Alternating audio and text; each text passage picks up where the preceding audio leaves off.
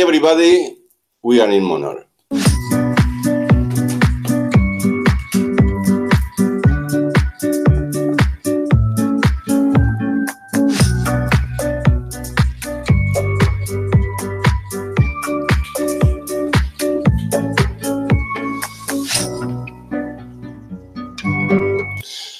I think, do you know me? My name is Sergio MONOR. I'm the writer of the book MONOR.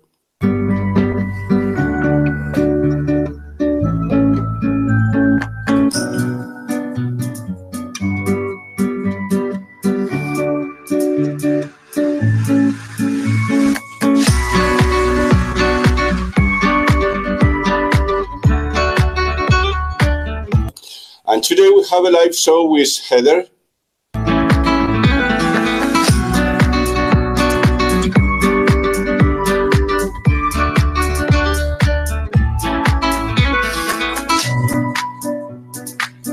And here with me is my colleague, Rosana. Hi, Rosana. Hello, Sergio. How are you doing? Now it's up to you.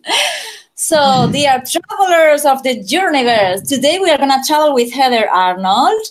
Welcome, Heather. Hi, thank you. Thank you so much for having me today. Very exciting. Thank you. Thank you for accepting our invitation. We are going to travel very far, isn't it? Yes, exactly.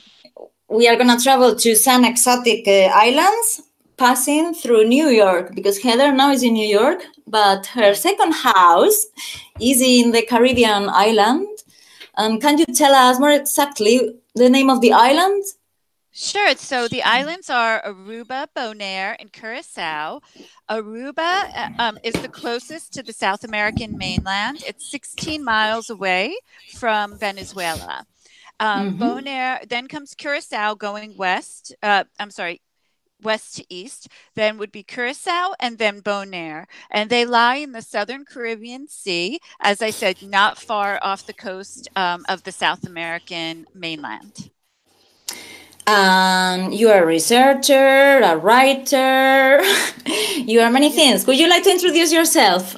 Yes, absolutely. So my name is Heather Arnold.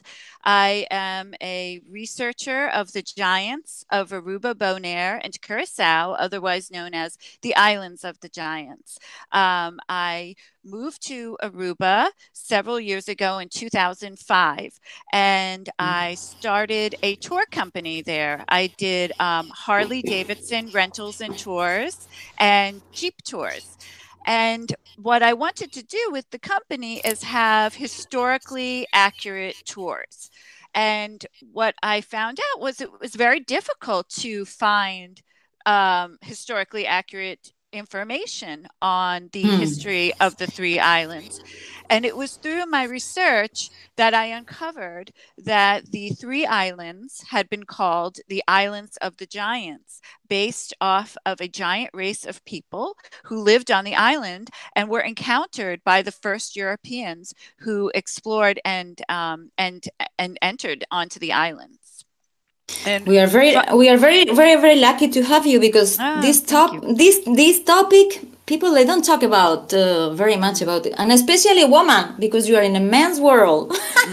I know, it's very frustrating sometimes, you know. But I like to see more and more women coming out and coming forward.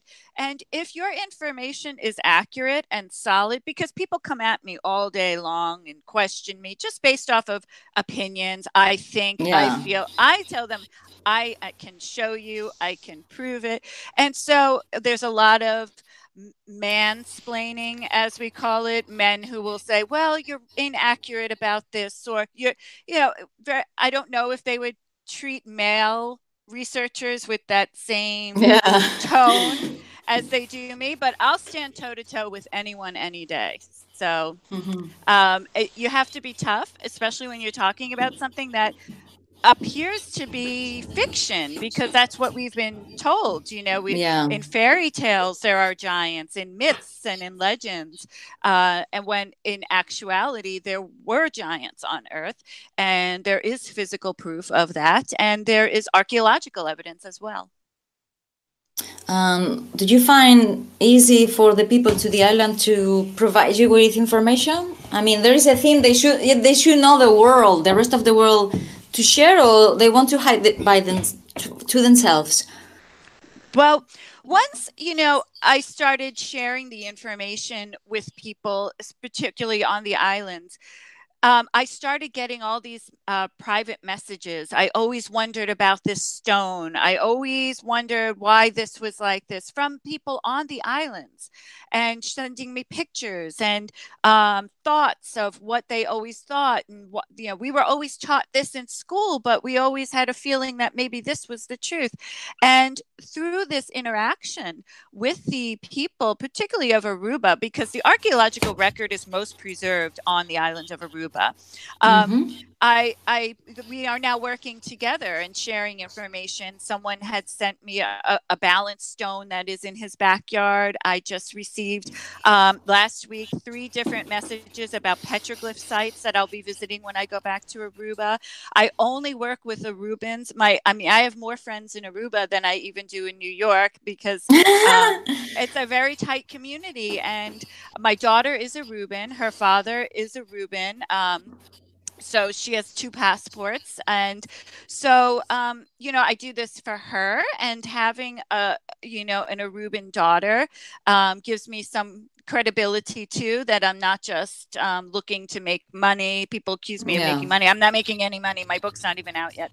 I'm just trying to set the course of our story on the right path of what we as humans, where we're from, where we've come from, the experiences of this amazing race of people who were dominant on this earth for quite some time, thousands and thousands of years.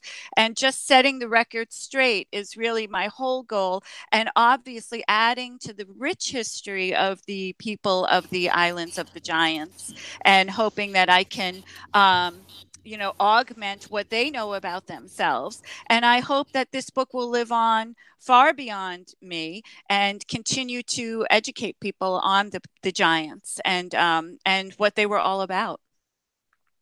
Yeah, hopefully your daughter will continue your work. I hope so. And even if she doesn't, it's in her blood. So claro. You already planted the seed. Yes, exactly. And I will continue to do so. She will be on every quest that I go on in 2 weeks when we go back to Aruba and to Bonaire as well. But you must be uncovering the top of the iceberg, right? Because there must be thousands of bones really, really deep down in the earth, right? Absolutely correct. And, you have to balance a fine line. And I work with the archaeologist, the head of scientific research at the Archaeology Museum in Aruba. I also have done work with the head of archaeology in Curacao. And I hope to make a connection in Bonaire when I go this month. Yeah, June, this month. These are the people's ancestors who are buried in the ground. We can't look at it as, let's dig it up, let's get the bones, let's suck out the DNA and do testing and C14 testing. I mean, that would be fascinating and wonderful and easy, except you have to have a deep reverence and respect for these people who have died before us, maybe as far as 8,000 years ago or more. And so, right, and more, exactly, probably, definitely more. So you have to, teeter a line and always show respect for the dead. And even if we come across something in our research, we always leave it where it is. I tell the archaeologists, we recently last year uncovered petroglyphs that, as far as I know, have no documentation whatsoever. And I told the archaeologists right away, I protect the site by not saying where it is. And whatever part I can do just to bring awareness. I would love to bring in like ground penetrating radar and LIDAR, all these different types of non-invasive testing methods to determine where further graves are. Unfortunately, a lot of the burials are uncovered due to construction. And the first phone call by a lot of the people on the construction site isn't to an archaeologist, but to the police, because they think they have a murder mystery on their hands. And so then the police come and they desecrate the whole scene because they don't know. It's not because they want to. They're treating it as a crime scene when it should be treated as an archaeological treasure Site. trove. Yeah, exactly. So that's one thing. Like, for example, the most recent burial that I am aware of was found by accident from a man who was looking for bird eggs and high up on a cliff in Aruba. And he put his hand inside a cave, and instead of coming out with an egg, he came out with a bone. And it turned out it was a burial, a very interesting burial, definitely an archaic burial of the giants. And it was a mother and a daughter and a monkey. And each of them was treated with an elite status burial, including the monkey, which was very interesting. So clearly, this animal held an elite status and a very important status with these two females, and to give it essentially a royal burial, which would mean various grave gifts, certain painting that would go on. Recovering the bones, once the bodies become bones, recovering the skulls and painting them in an ochre that was made obviously locally on the island. So before last year, it was thought that there were no monkeys on the islands. And here you have a monkey that was given a royal burial in a grave that was just discovered. So there's so much more to be discovered and so many more pieces of the puzzle to be put. The archaeologists, by the way, with regard to that burial, did leave it intact because it is a sacred site and it wasn't in harm's way. It's quite sequestered, so it's relatively safe from any looters or anything happening to it. But it is interesting to know that even though these islands are so small, there's so much rich history in the earth, and I believe also under the water, that could contribute to the rest of the story of the giants that we're really just now piecing together. Yeah, because you talk also about the tunnels. Like there is a connection between the islands and Venezuela, right? That is the locals have told me, several locals over the years, that there is the caves in the three islands are the largest cave systems in the entire Caribbean. You will find burials there, you will find petroglyphs, you will find evidence of habitation. And the local people have told me repeatedly that there is there are tunnels from Aruba to Venezuela that are submerged now in the water that extend all the way 16 miles back and forth between Aruba and the mainland. I don't know if that's true. I've never explored it. I know a map of the entire cave system does exist. I'm still looking to get access to it.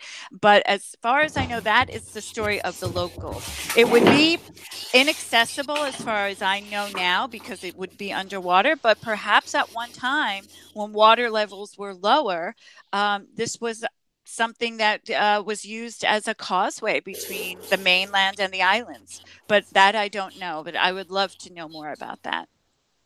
Yeah, like everybody else. We are eager to know our roots. Exactly. I thought you were wanted to ask something. Vale, pues let's go with the pictures. Let's go. So, which one? What about the skull? The skull with the hand. This one. Because it's very cool one. Why does he or she has her or his hand like that?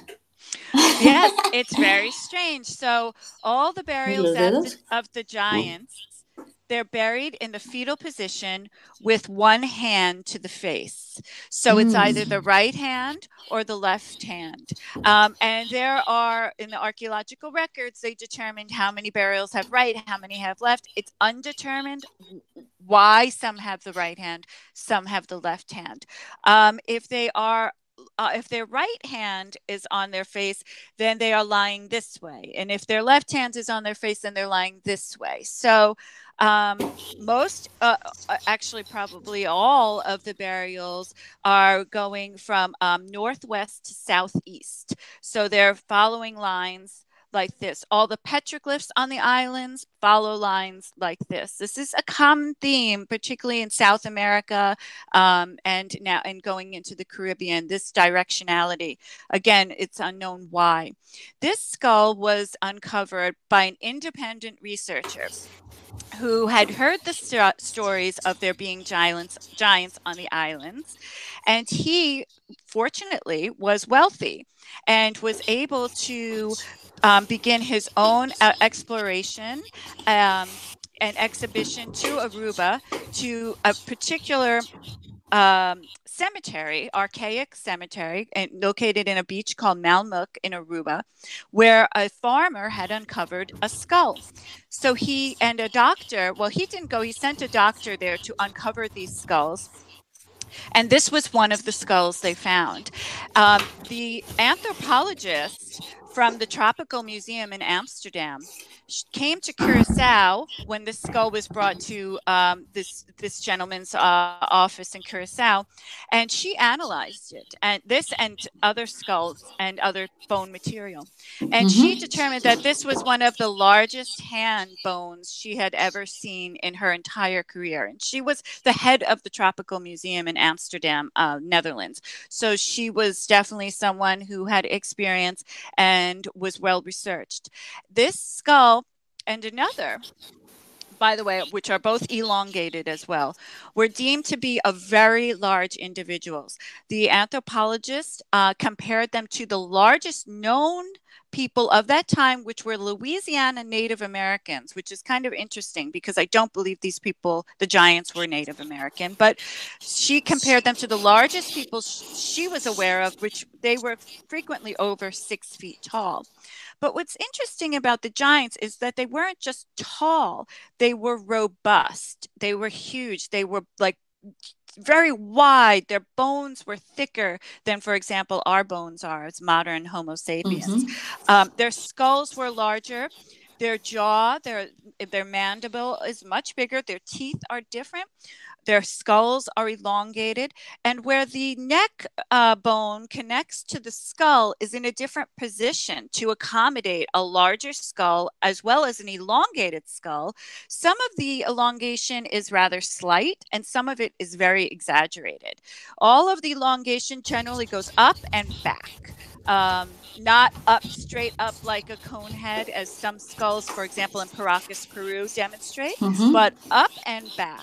So this is a common elongation that we see in skulls throughout the globe, as well as ones that go straight up. Interestingly, about that anthropologist, she was going to begin carbon-14 testing as well as DNA testing on these skulls, but she wanted to fly to South America. She had to do some work on actually ancient skeletons that were found in Peru, and her plane crashed and she died. So we never heard of any of the results, or none of the testing rather was ever executed.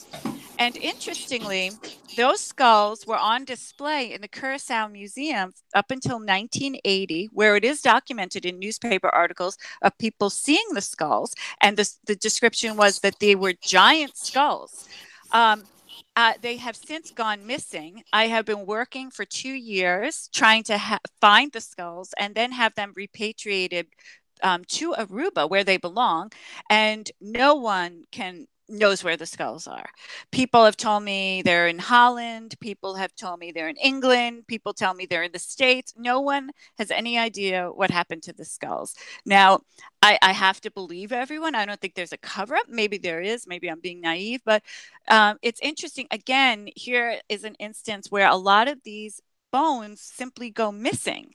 So thankfully, with the archaeological reports that I have uncovered, I'm able to find photos, at least, of these skulls, including measurements and further documentation about grave gifts, burial sites, petroglyph sites around the area, etc. So but the archaeological record is not easy to come by. It's taken me almost 8 years to get all of the archaeological records. Nearly impossible to find these things. So it's interesting, although public funds, you know, in our case in the United States, the taxes of the people often fund this research.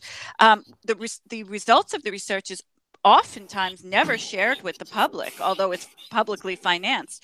And to get a hold of these field reports and archaeological studies is very, very difficult, particularly when you're trying to get them from universities. It's very difficult. So it's taken me a while. And thankfully, I think I have almost every archaeological study ever done on the petroglyphs and on the burials on those 3 islands. So I think I'm only missing 2, but I'll get those 2. Yes, you can do it. Yes. Hopefully there were pictures at least. Exactly. Yes, thankfully. But the jaw is giant. Yes. Madre mía, ¿has visto la mandíbula? Sorry. No problem. Yeah, no, they lived a long time too, these giants. Their teeth were worn almost to the jawbone. It's unclear what they were eating that caused it. Clearly, they were eating seafood. They were definitely eating herbs. But these teeth were nearly worn to the bone. Many of the people the ages that they say they passed away of the adults was in their late 40s. Now that was old science. Maybe with newer testing methods, we could get something even more specific. Maybe they're older. As a matter of fact, just last week, Leiden University in the Netherlands, working with the ARUBA Archaeology Museum, did further testing on 2 ancient sites of giant burials in Aruba. And through their testing, the new testing that they've done, the new techniques, determined that those sites, they would always say those sites went back as far as 3,500 BC. Now they have claimed that the sites actually go back as far back as 8,000 BC, which makes these very ancient sites, which I always knew these sites were older. I just didn't have the proof. It was just instinctual, just hearing how some of the times that people would try to extract the bones from the earth and they would simply disintegrate into dust, which really speaks to how archaic these bones are, how long they've been buried, and actually 8,000 BC fits better with all the other giant remains that have been found on a global scale, because as we know, giants were not just in Aruba, they were all over the earth, and generally the giants held some sort of an elite status. They were the government, they were the ones in charge. There weren't a lot of them, but there were enough of them to be the dominant force in the societies in which they were located. Mm-hmm. The giant this is the school of the giants. The skull of the giants. Which size have the giants around? Right, she said 6 feet, but 6 do you know in meters? Because in meters? we don't measure. Okay, oh my gosh. Let me because 2 feet is no, 2 feet. No. Sorry. 3 meters. You can watch it in internet. How long is a feet? I don't know. I'm sorry. I should. No, don't worry. We will check it out. ¿Cuántos metros es un pie? Conversión. Madre mía. Wow. 6 feet, 18 meters. So 6 feet is average. Generally, they were about 8 feet tall. 8 feet. No, pero no, son 3 pies, 1 metro. Ah, okay. So then 6 2 feet, meters, 2 2 and a half. 2 meters, Right. and she said 8 average. O sea Then que 2 and a half. 2 and a half, Right. sí, un poco 2 and a más. half. Vale. Okay, now yes. Yeah, because we were watching the opposite way. Right, I'm sorry. Oh, yeah, you did. No, it's okay. No, I know. Okay, 2.5 meters. So what is your theory of the origin of, or there is not only one place of the origin of the giants? Because you said you are sure they are not coming from North America. So Well, do you have the archaeologists in Aruba told me that the giant remains that have been discovered were of a different subspecies or perhaps race of Homo sapien.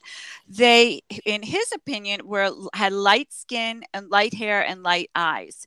They did not show any of the structures in terms of the skull, the facial shapes, eye sockets, ear sockets, etc. Did not show any of the characteristics similar to a Homo sapien that or even a Native American, that it was clearly probably a light skin, light hair, light eyes, giant race of people.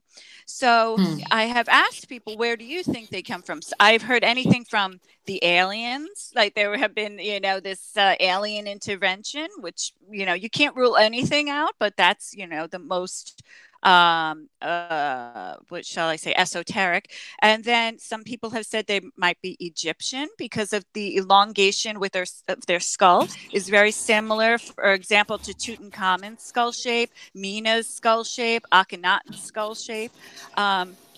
They could be from the Caucasus Mountains, where the Paracas long-headed people were from, but they weren't giants. So I personally, my opinion, and it's an educated one, is that they were a subset of perhaps the Denisovians. Now, the Denisovians were located in Siberia.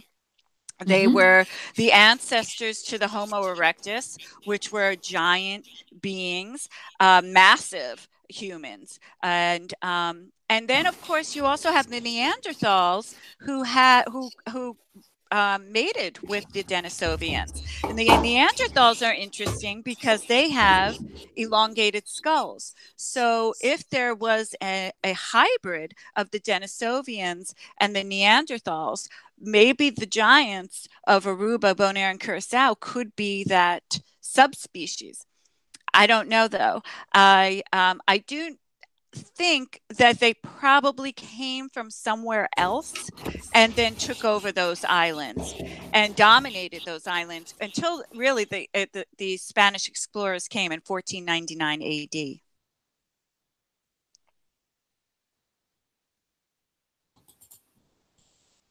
Te has quitado el sonido y no escucha.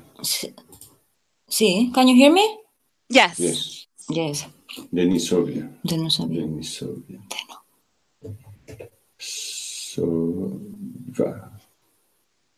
Denisovanos. In Spanish. Denisovan.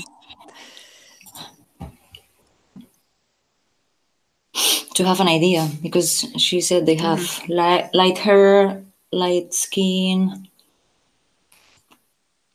They could be the ancestors. All right. And they were based in Siberia. So, but now they've just recently uncovered some of Denisovan bones in Tibet, and they also found them off the coast of Taiwan. So the Aboriginal people of Australia have Denisovan blood DNA in them. They have the largest concentration. So, so that's curious too, because they must have traveled very far and were clearly doing so often. And their DNA is so strong that it still remains to this day, including Neanderthal DNA as well. How they were traveling so far. Yes, I know. That's so interesting. I mean, I don't know. I guess they were master sea people, or they had some means of flight, which would be cooler. So, but I assume that maybe the continents and everything was closer together at the time of their domination, and perhaps this allowed for better ease of travel if they were doing so over the sea. But I don't know. That's the most interesting question of all. And what were they doing? Were they just looking for land, for people, looking for treasure? they clearly really didn't want to breed with the local populations. It wasn't until, for example, in Aruba, Bonaire, and Curacao, that the giants were bombarded by the European explorers, that they began to mate with the average statured people over whom they were governing. And it was through this mating that they eventually bred themselves into a mixed race. As a matter of fact, 70% of the people of Aruba who have never left the island still retain part of the DNA of the archaic people of Aruba, which are the giants. So they still have this DNA in them, which tells me that clearly the giants began breeding with outside of their species just to keep themselves going, which would make sense in any species that has the threat of being killed off. So that's what I think actually even happened to the giants. And the fact that they were able to breed with average statured humans shows that they were still very similar to us, but they clearly had characteristic differences physically that set them far apart from what we look like today. Mm-hmm. So maybe we all come from the giants. Yes, exactly. Bueno, me no, because I'm very small. Yeah, me too. I'm not a giant either. Vale. My daughter could be a giant, but no, yeah, she's taller than me. So. And she's got Arubian blood. Exactly. Vale, we go on with the pictures. Let's go with the petroglyphs. Oh, yes. Por ejemplo... Tell me which. Mira, ahí arriba. Which one? This one? Yeah, why not?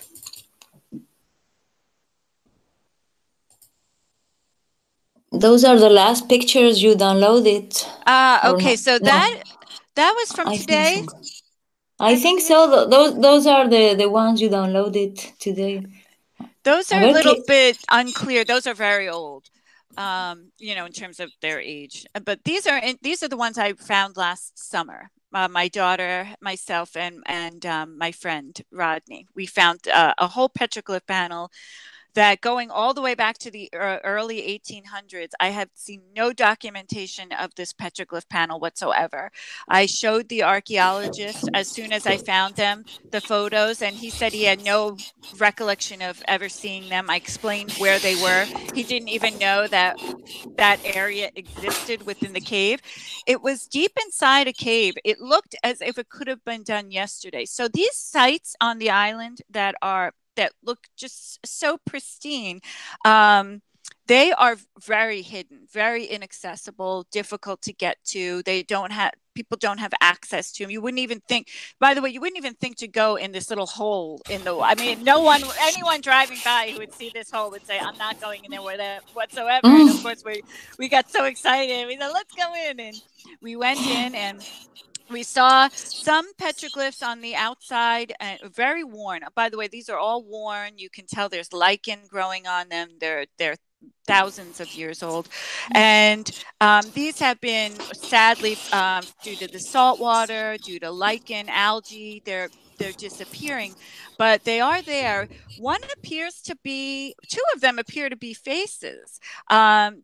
There are two eyes that I see, one more clearly than the other. And this isn't the only place where you'll find eyes. You'll find another just solitary eye a little further north of this site, in another petroglyph site that is documented, but no one knows about it whatsoever. And it's very difficult to get to, but nonetheless it's there. So there also is another site where I found an eye, just an eye. So that's actually rather curious too, because it reminds you of like a hamsa, the hand with the eye in the middle of this, third eye. Is there a connection there? I don't know. Were these eyes part of a larger petroglyph of a face? I don't know, because they're so worn. It's impossible to tell, and I don't really know how you could scrape away that algae and salt and lichen and determine what it was without damaging them completely. But when we found this, we were so excited. We knew we were onto something quite big, and we were really just elated that day. To see new petroglyphs, because those are. A ver. Go on. Sí. Which one? That one. It's so small that I can't see. A ver, the mouse stone. There is a petroglyph on the mouse stone. On the mouse stone. Here there are petroglyphs. I cannot see it. It's the same. This is the same. Yeah. Because the pictures are so. Yeah. There, I'll be posting more. Tomorrow I'm going to post a petroglyph called the Pregnant Woman Petroglyph, which is actually quite interesting. This one? That one. Yeah, that was the one I was looking for. No, that's actually in New Mexico, the United States. That's a 6-fingered handprint in New Mexico. Equally bizarre. But yeah, that was 6 fingers. Yes, I found in, which is documented, but I found it in Santa Fe, New Mexico.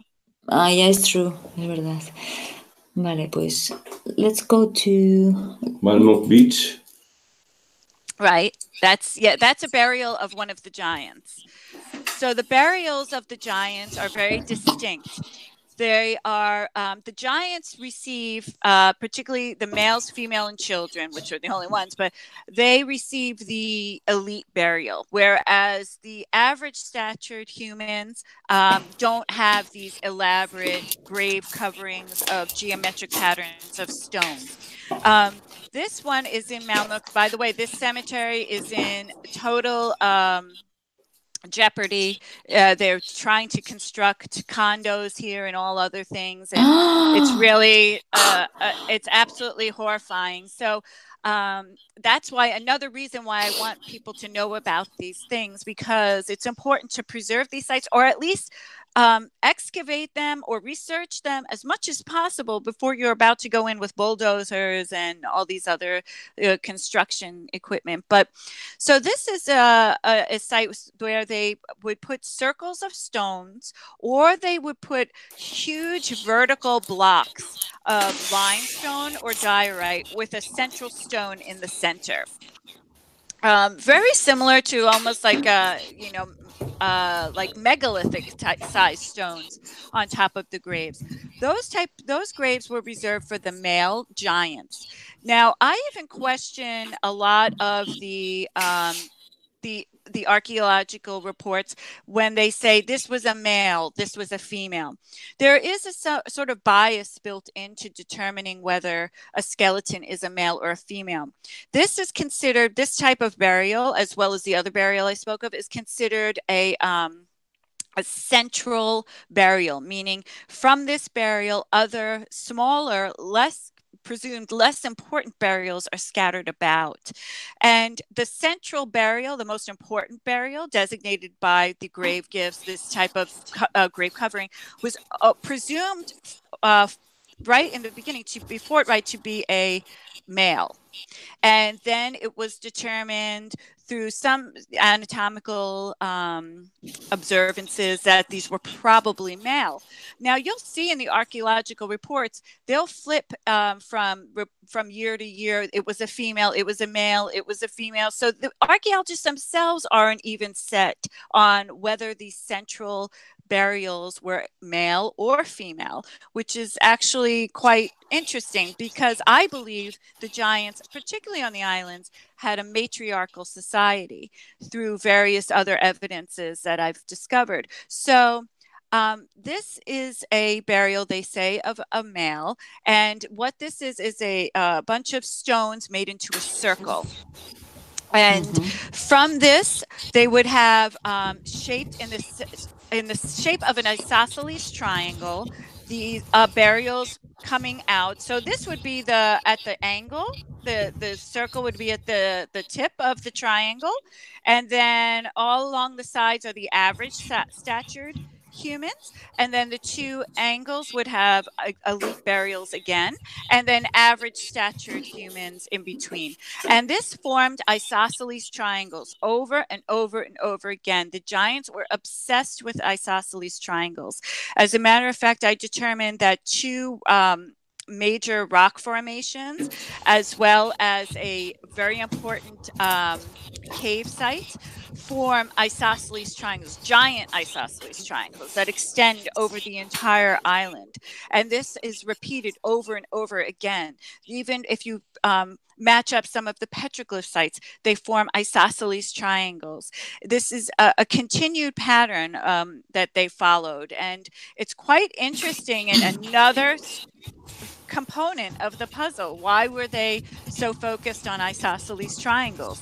It's bizarre. I have theories, but it's a very strange thing. My one theory is that they were mimicking an isosceles triangle constellation that appears over the sky from about 8 p.m. at night to about 9 o'clock at night after the summer solstice. And it appears just briefly and then it's gone for the whole year. And maybe this was and it is in the shape of an isosceles triangle. Maybe this has something to do with it. Maybe it's even more strange and bizarre. I don't know. I can't figure out the connection between the isosceles triangles and the giants and what was the importance to them. Now, forming geometric shapes on the Earth through using natural locations as well as man-made locations is a common theme, again, found all over the Earth, particularly in Europe, as a matter of fact. So this isn't something that's peculiar. This isn't, if you look on a global scale, whenever I'm looking at the giants, I don't just look, oh, it's in Aruba, it's right here. It's only in Aruba. I look at the whole Earth and what was going on contemporaneously to the time of these burials and these and the giants' existence. And then you'll see patterns exist, for example, like the triangles, which is very strange. Yeah, always connection with the sky. so maybe you're right. La cúpula. Cúpula. Sí, eso. Oh. That's very interesting. Yes, I love these.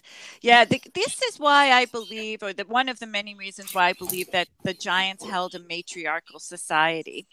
These are cupules. So these are cup marks scooped out of, this is a diorite boulder. Diorite is one of the hardest stones in the world. As a matter of fact, a lot of the sites in ancient Egypt are made of diorite. It lasts forever. It's a very good building material. It's a very good record keeper. So sometimes these scoop marks, and as far as I know, I have no idea how they made these. There were no tools found nearby, as far as I know.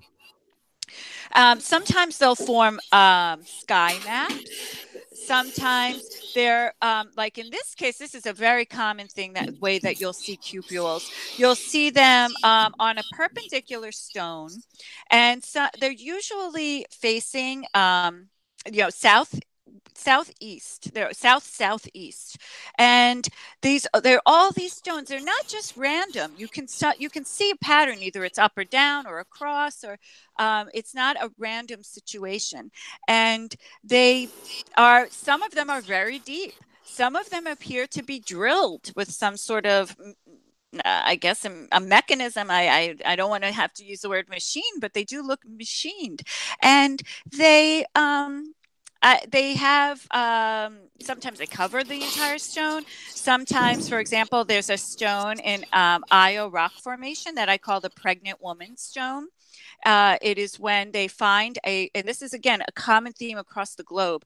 They'll find a bulbous rock, a boulder that looks like it's pregnant. So it's got a bump at its base, and they will make just one hole in the center of this bump on the stone. And that is believed to be a belly button of a pregnant woman.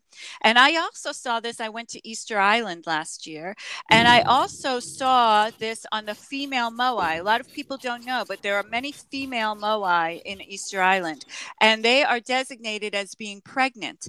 And because they have the same type of cupule in their belly, that's like an innie belly button, showing that perhaps it's pregnant.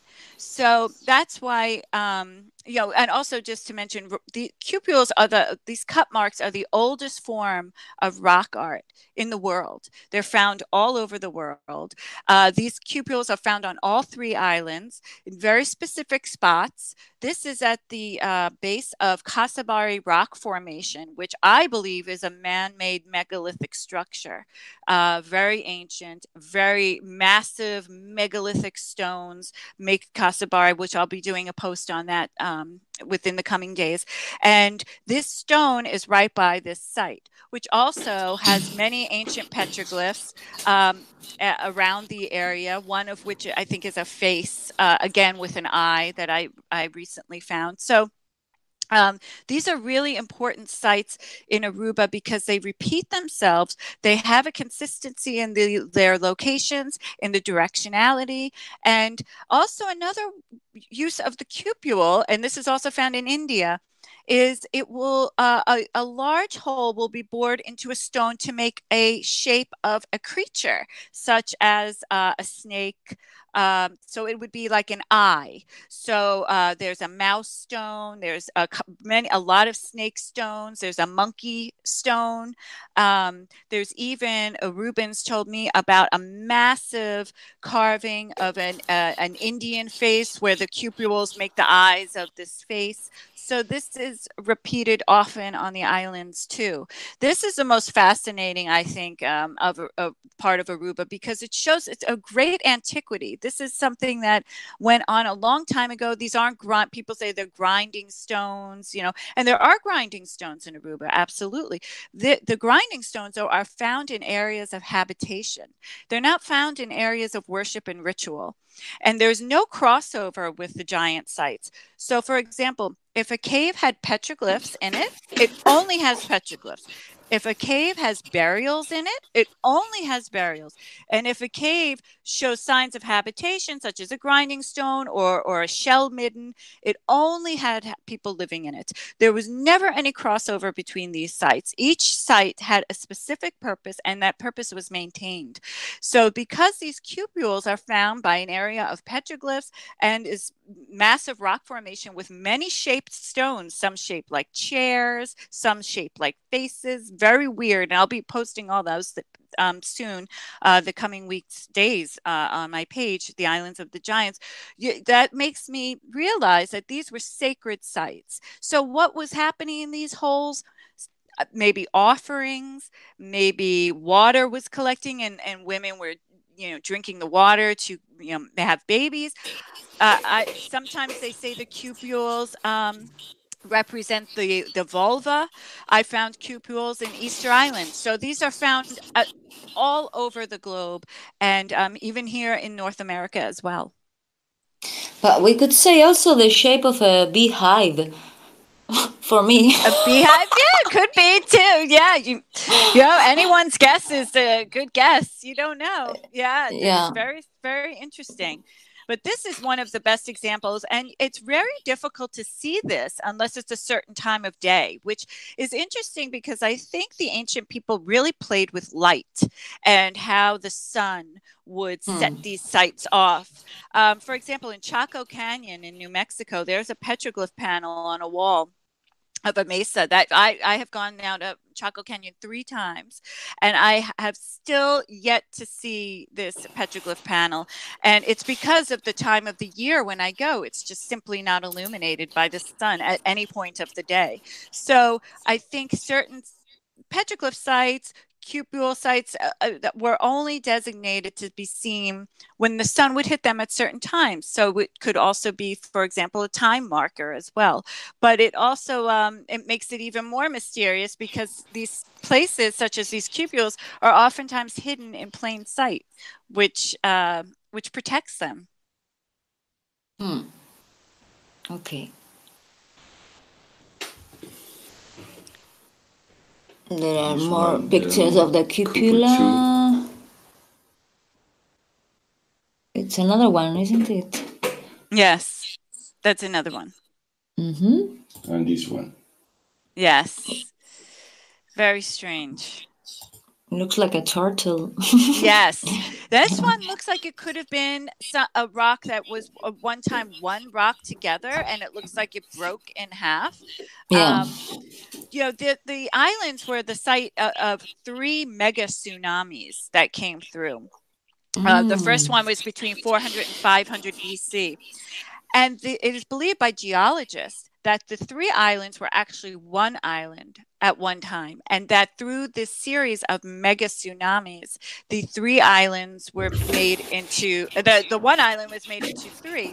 And this is why I say I think the evidence is found underwater as well, because if there are these 3 mega tsunamis that are causing islands to separate, essentially being covered, submerged by water, there could be a lot of ancient material under the water too, and this would require, this could be done even non-invasively, first scanning the seafloor and seeing if anything is out of place. I know already I've identified a site underwater where similar stone monoliths are positioned in very interesting positions, similar to those we see above the ground. And I told the archaeologist recently, I told him that I believe that a lot of these ancient sites are submerged. And this is also, again, a global phenomenon. When the sea levels rise, it's, basically submerge all these ancient sites, and not all these, but ancient sites on a global scale. And the under the sea, I believe, is a treasure trove of more mysteries too. Okay. This one, incisors. The teeth. Oh, yes. Yeah, the teeth, these are shovel-shaped incisors, and this was another great indicator that when an archaeologist was uncovering a skeleton, that these were definitely of the same species. That's how they were able to tell that this was a species not just on Aruba, but also found in Curacao and Bonaire. They had elongated skulls. They were large humans. As a matter of fact, one archaeologist thought that they were not Homo sapien at all. They were a different race of humans altogether based off of their anatomical differences. And they all have these shovel-shaped teeth. And also, interestingly, a lot of the skulls have almost all their teeth still in their mouths, which is really impressive. So they were healthy individuals. And as I said, they were worn, some of the teeth down to the bone. So these were people who were having a very successful life in terms of health. The only real diseases that could be determined by the archaeologists that these people suffered was humpback, really osteoporosis, I would assume, and some arthritis, and one skeletal remain where these teeth these are in Malmuk, I believe, those teeth, where these skeletal remains were found. There was a burial of a dwarf, of a little person. And this is a common thing with giant burials, where you'll see giant burials, burials of giants on a global scale. You'll also see burials of little people with the giants. And given a burial equal to that of the giants. So this little person was given an elite burial. Now, what did that mean? I don't know. Did it mean that this person was held in special regard because of their stature, because they were unique?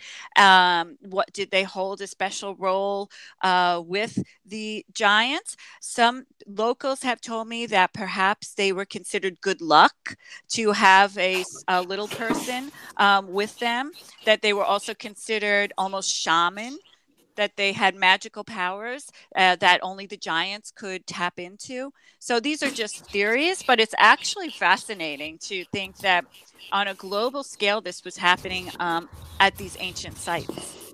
Mm-hmm.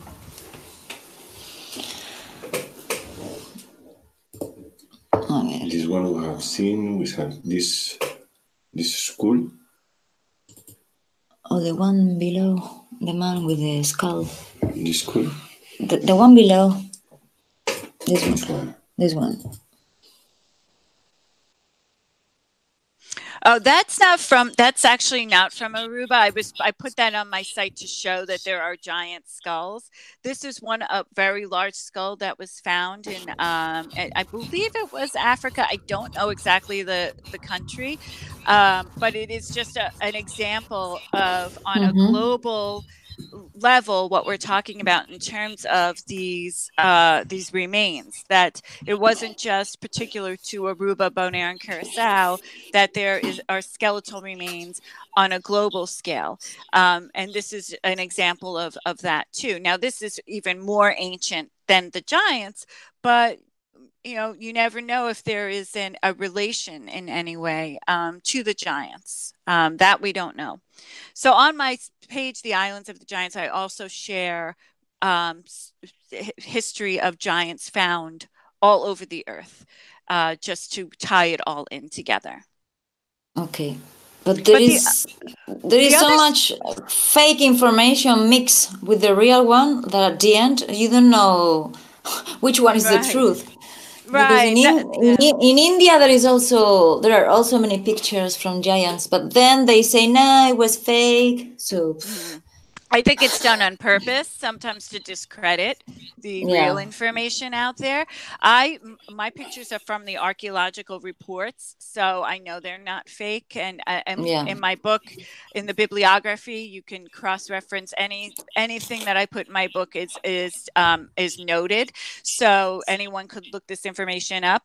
But that's why I don't tend to rely on. I would love to see, some of those pictures are so spectacular. I would love for them to be real, but unfortunately, I think a lot of the information is fake. For example, here in New York, upstate, we have the Cardiff giant, which was a giant allegedly found in Cardiff, England, and it was preserved in some way, and it's this 8-foot plus tall giant, and it turns out it was a hoax. So, but it's still a tourist attraction. Now, I just came back from Arizona and New Mexico, and in the desert of Arizona, there's an exhibit called The Thing. And if you go to see it, which I did, it is a skeletal remain. It's 8+ feet tall. It's a woman. She has 6 fingers and 6 toes. She has a baby with her in this mummified state, and she is purported to be a giant burial that was uncovered in the location of White Sands National Monument, which is in New Mexico. And interestingly about White Sands National Monument is a lot of giant bones have been discovered in this area. So much so that the United States government actually annexed part of this desert landscape and put it as part of the U.S. military. So no one can even go on this site anymore, which is actually quite curious.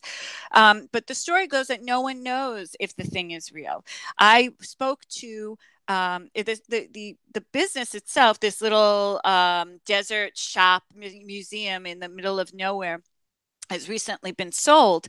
But I spoke to someone who worked there who knew the original owners who bought the skeleton, and she told me that the owners 100% felt it was real, and that there wasn't any mystery about it at all, that it was actually a giant mummy and its baby that was uncovered in New Mexico. So is this another hoax? If it is a hoax, I don't quite know why you would add 6 fingers and 6 toes, because that's quite curious. There are giant remains found, particularly here in the United States, that have, in North America in general, have 6 fingers and 6 toes. So if you're making a fake in the early 1900s, how do you know to put 6 fingers and 6 toes? That part is rather curious. Maybe it's like the Fiji Island mermaid, which was P.T. Barnum's concoction of taking half of a monkey skeleton and the tail of a fish and putting them together and telling, hey, everyone come see the mermaid. Maybe that's what it is. It's a conglomeration of various body parts that were discovered. I don't know, but that is a curious component that no one can, when I was there, I went 2 times to see the thing. No one could answer, but it could also be an elaborate hoax, just piggybacking on the giant mania, so to speak, and to make money. But I don't know. They don't charge a lot to see it, so I'm not quite sure it's a money maker to have a fake giant. But it definitely discredits other giant discoveries. So that's why I only base my work off of the archaeological record. Yeah, right.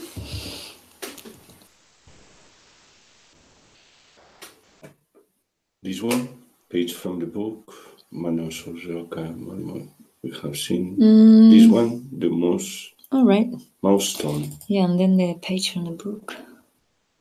This yes. is the kind of formations you were talking about. Yes, right, with the cupule. See, so the eye, it's so deep, and it's not in a position of being useful. It would never be a grinding stone. It's not that large. It's only about this big. It's on that side of the rock, and there's one on the other. It's definitely, to me, it looks like 2 eyes, and it looks like a mouse stone. This isn't the only stone that exists that looks like a creature. That, like, as I said, that you'll see this these eyes in stones that are carved to look like snakes, and also a giant stone that's made to look like a monkey. So this is a perfect example of how you would determine whether it's a grinding stone or an actual cup mark.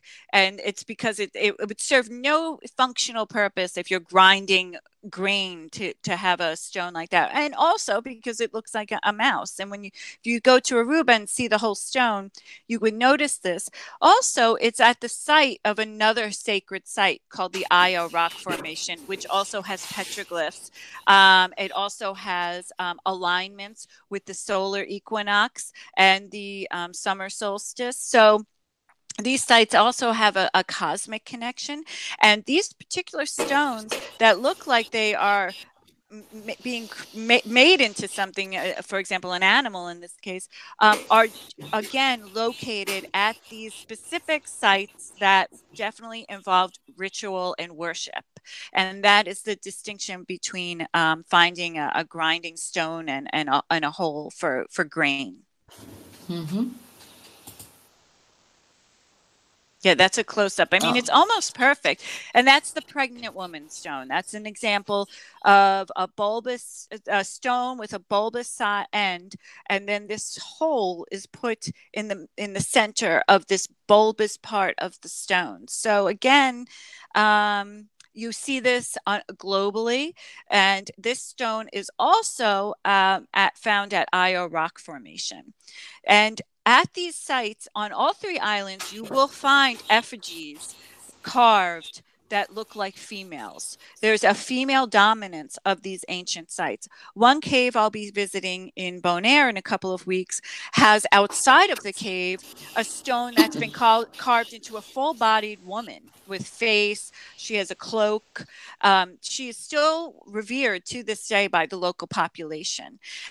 In Curacao, in a cave, there are stalagmites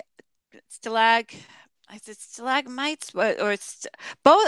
I'm trying to figure, because there's some that are coming down and up. They are carved in the shape of a female face repeatedly within the caves. It's always a female, which is actually interesting. And they always have a headpiece on, some type of head garb, which is also rather interesting too. And this stone all the stones are highly weathered. At one time, it could have been more greatly carved and could have had a face and more detail to it. At this point, we have this stone left, and there is a little indication at the top, but nothing that you could see for sure and say, okay, there's a face. But this particular use of a cupule to be in the position of a navel is a common occurrence on a global scale of the use of the cup marks. Mm-hmm.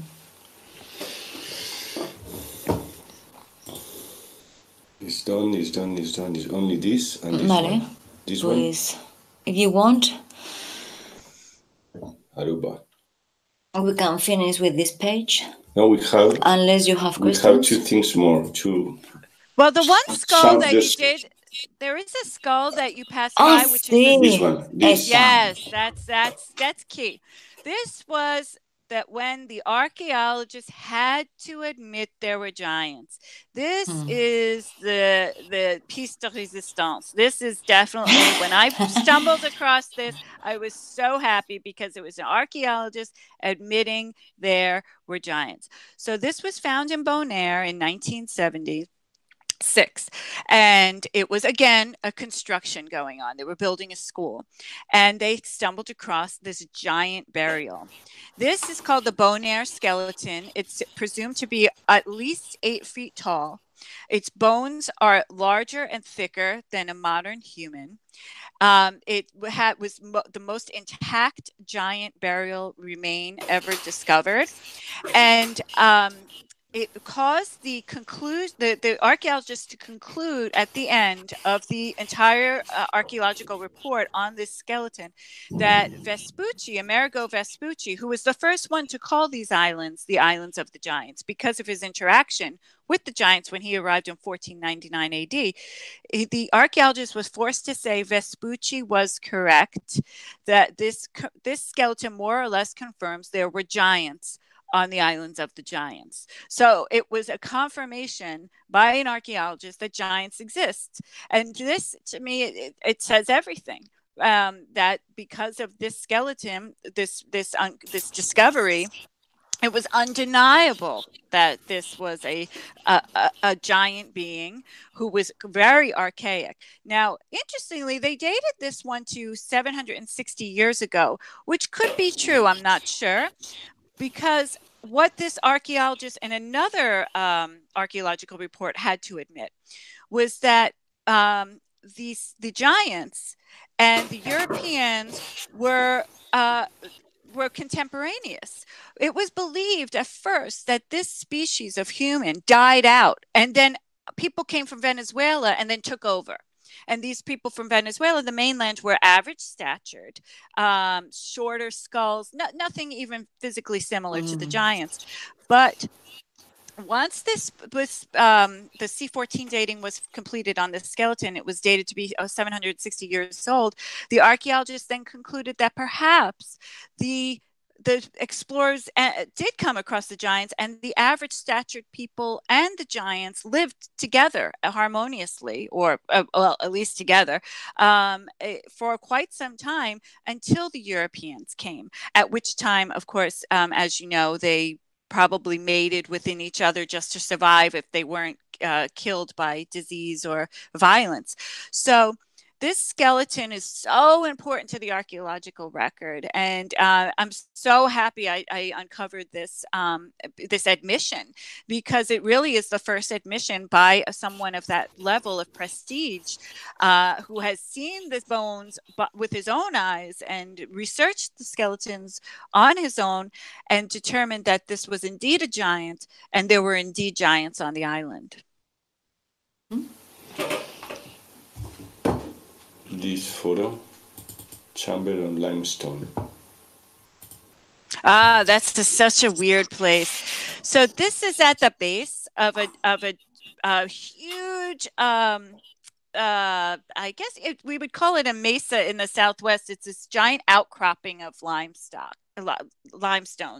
And in this limestone outcrop, there are several caves. And one of the caves contains a burial of giants. This burial was very interesting because there was a central burial of presumed to be a man of large stature, and then, like spokes in a wheel, were the other burials coming out of this main burial in the center. Below those caves, which are about 450 feet up off the ground, is this chamber made of limestone. Nothing is holding it together except for the weight of each of the other stones. They don't interlock. There's no mortar. And it appears to be once a part of a greater construction, but it's impossible to tell because most of it has been overgrown. There is also a 5-foot tall killer bee nest that is right behind this, that if you come near this place, they will come, they swarm at you, the bees, and attack you. So it's very difficult to do research in this area. I always try to go back to this site. It's almost completely overgrown now. If you went to see this site, you would probably not find this chamber. And I've asked the local people who built it, what is it for, and no one has any recollection. No one's heard any stories, which leads me to believe this is possibly an archaic construction. It is not unknown for the ancient giants to have built walls. This is actually the second type of walls chamber situation found. The first one was in Curacao, where there were remnants of what they called an Indian wall, which were walls built up in a cave, very similar construction to this. So they were clearly constructing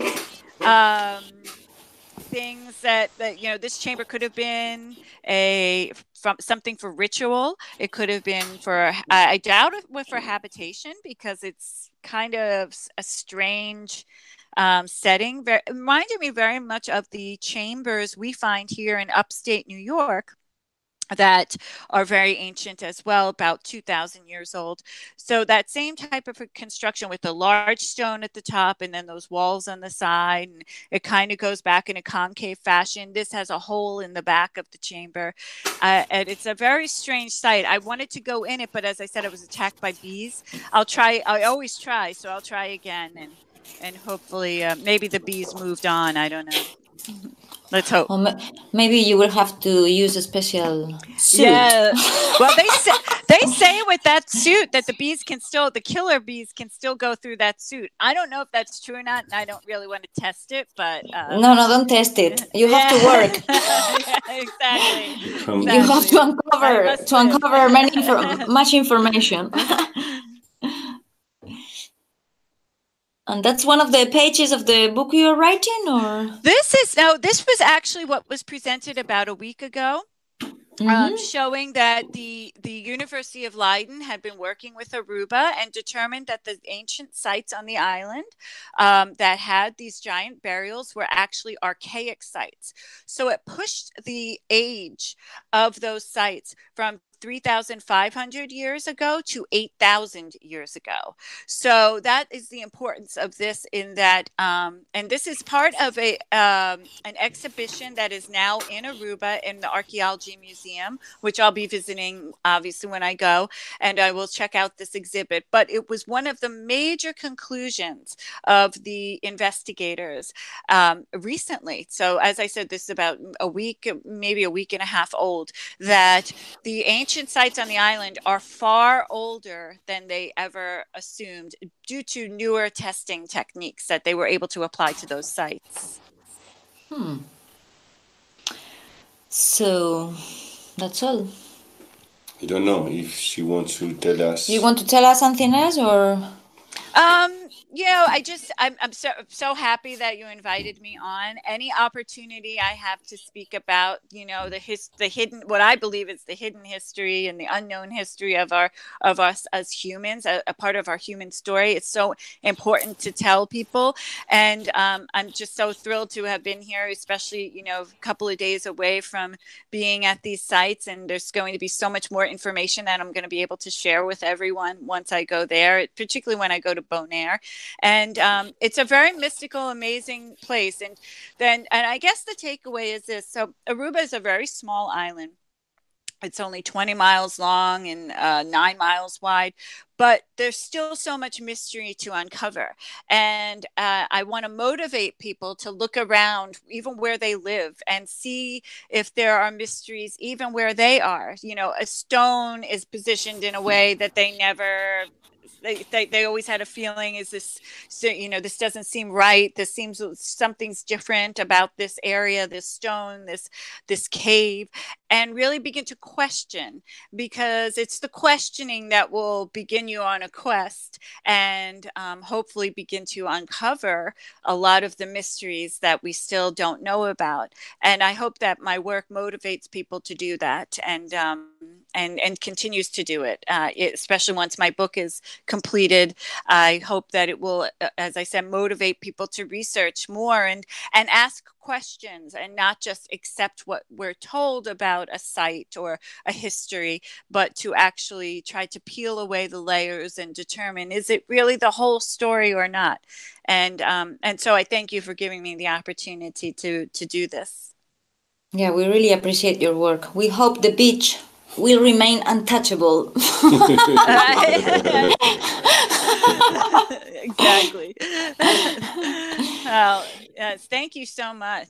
Thank you. Thank you for your effort for give us such information, interesting. My pleasure. We wait more information in the future. If you can recover more information, discover absolutely. more. When you release the book. Yes. And also, thank you for bringing that up. I will be speaking here in the States. It's my second time doing this conference. In November, I will be speaking at Phantom Fest. It's in Virginia, Lebanon, Virginia. You can find the information on Facebook at Phantom Fest. It's PHA Phantom, Phantom with a P. Yeah, Phantom. Fest, right, 2019. And it's run by a great guy who actually has his own paranormal investigation team. And if you're interested in what I'm speaking about, I have a presentation with 80 plus slides filled with stones and bones and all interesting measurements, figures, and astronomical connections, etc. So I'm going to be one of 20 speakers at that event. It's definitely grown in size since I was there, and I will be there in November. I believe it's November 2nd. So if anyone would like to join me in Virginia, I'll be there then. So it will be a pleasure. It will be a pleasure, of course. Oh, thank you. Because for how long are you going to Aruba now? You spend. We will be in Aruba for 1 month.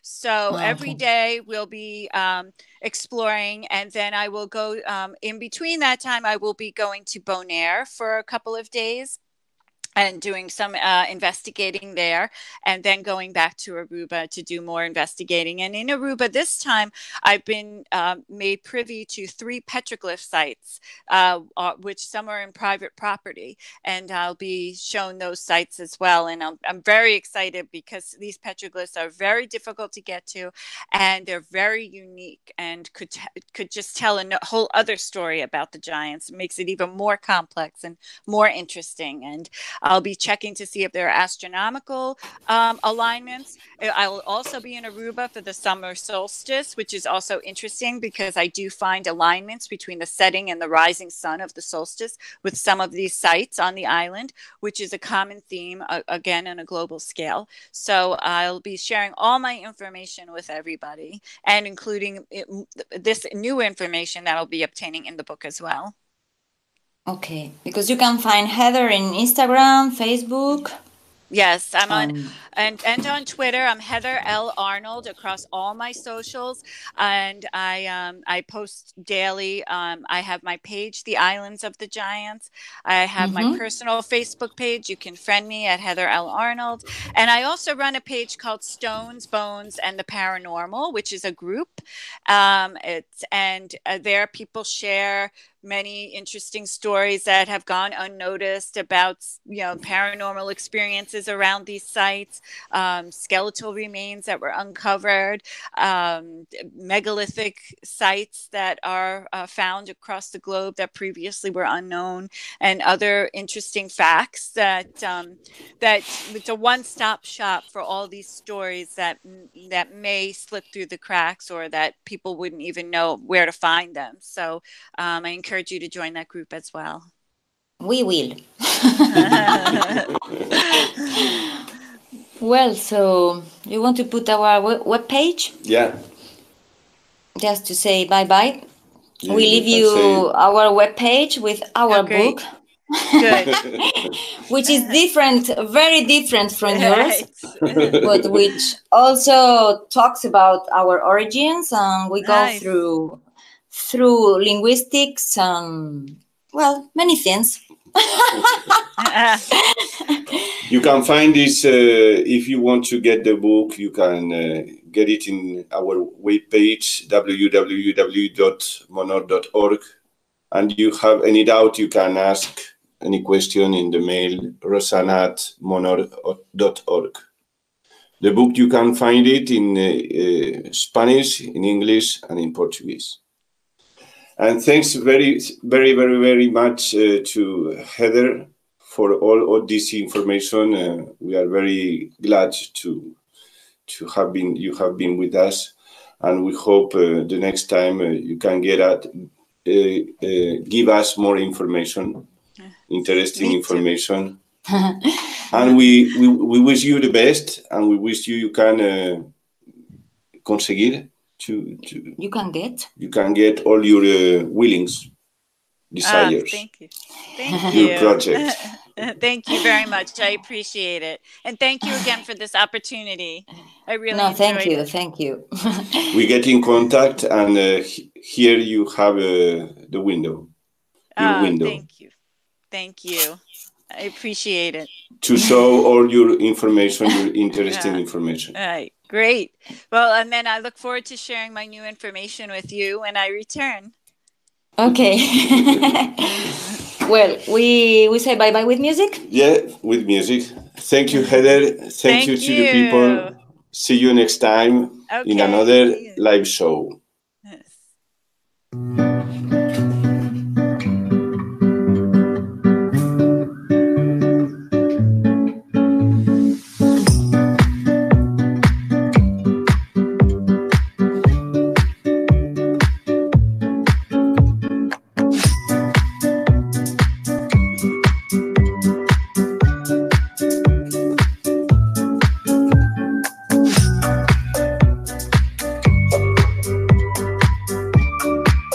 Bye-bye.